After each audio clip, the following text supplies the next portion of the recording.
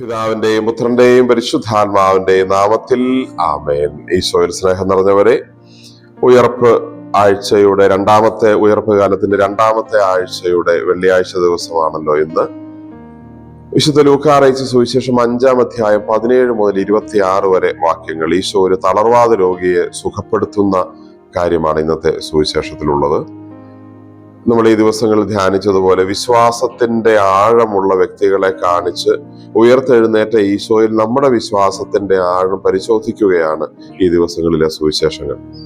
ഇന്ന് തളർവാദ രോഗിയെ സുഖപ്പെടുത്തുമ്പോൾ എടുത്തുകൊണ്ട് വരപ്പെട്ട ആ തളർവാദ രോഗിയേക്കാൾ അത് കൊണ്ടുവന്ന ആളുകളുടെ വിശ്വാസത്തിന്റെ ആഴം കണ്ട് ഈ തളർവാദ രോഗിക്ക് സൗഖ്യം കിട്ടുന്നതാണ് നമ്മൾ മനസ്സിലാക്കുന്നത്.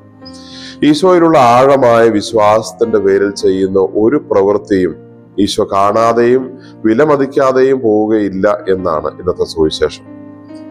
തളർവാദ രോഗിയെയും കൊണ്ട് ഈശോയുടെ അടുത്തേക്ക് എത്താൻ സാധാരണഗതിയിൽ അവർ പരാജയപ്പെട്ടപ്പോൾ, അതിന് സാധിക്കാതെ വന്നപ്പോൾ അവർ ഈശോ ഇരുന്ന വീടിന്റെ മുകളിൽ കയറി അതിന്റെ ഓട് പൊളിച്ചു മാറ്റി കിടക്കയോടെ താഴേക്ക് ഇറക്കിയ അസാധാരണമായ വിശ്വാസവും അതിനുവേണ്ടി നടത്തിയ അധ്വാനവും ഈശോ പ്രശംസിക്കുകയും അതിന് വില കൊടുക്കുകയും ചെയ്യുകയാണ്.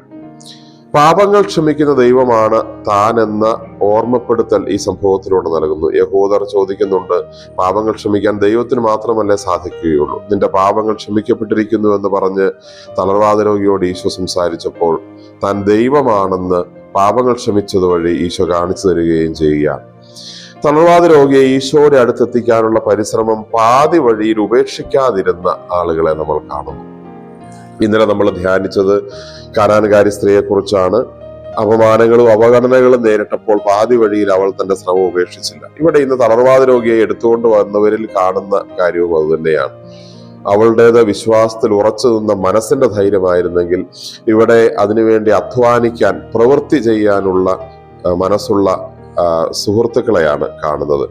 സാധാരണഗതിയിൽ എടുത്തുകൊണ്ട് ഈശോയുടെ അടുത്ത് എത്തിക്കാൻ പറ്റാതെ വന്നപ്പോൾ അവർ മച്ചു പൊളിച്ച് മുകളിൽ കയറി അസാധാരണമായ പ്രവൃത്തികളിലൂടെ ആ പരിശ്രമം തുടരുന്നതും അത് ഈശോയുടെ അടുത്ത് എത്തിക്കുന്നതുമാണ് കാണുന്നത്. ഈശോയുടെ അടുത്ത് എത്തുക എന്നുള്ളതാണ് ലക്ഷ്യം. അതാണ് പ്രധാനമായ കാര്യം.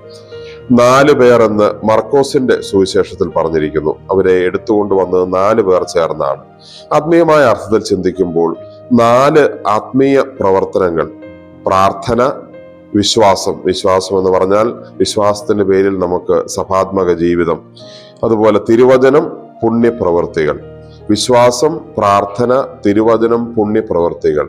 ഈ 4 പേർ ചേർന്ന് നമ്മളെ എടുത്തുകൊണ്ട് പോയാൽ ഏത് പ്രതിബന്ധങ്ങളെയും മറികടന്ന് ഈശോയുടെ അടുത്ത് എത്താൻ സാധിക്കുമെന്ന് കൂടി ഈ തിരുവചനം ആത്മീയമായി നമ്മളെ പഠിപ്പിക്കുകയാണ്. നമുക്ക് പ്രാർത്ഥിക്കാം. കർത്താവായ ഈശോയെ, ഞങ്ങൾ അങ്ങേ ആരാധിക്കുന്നു, സ്തുതിക്കുന്നു, നന്ദി പറയുന്നു. ഉയർത്തെഴുന്നേറ്റ അങ്ങയുടെ മഹിമയിൽ ഞങ്ങൾ സന്തോഷിക്കുന്നു.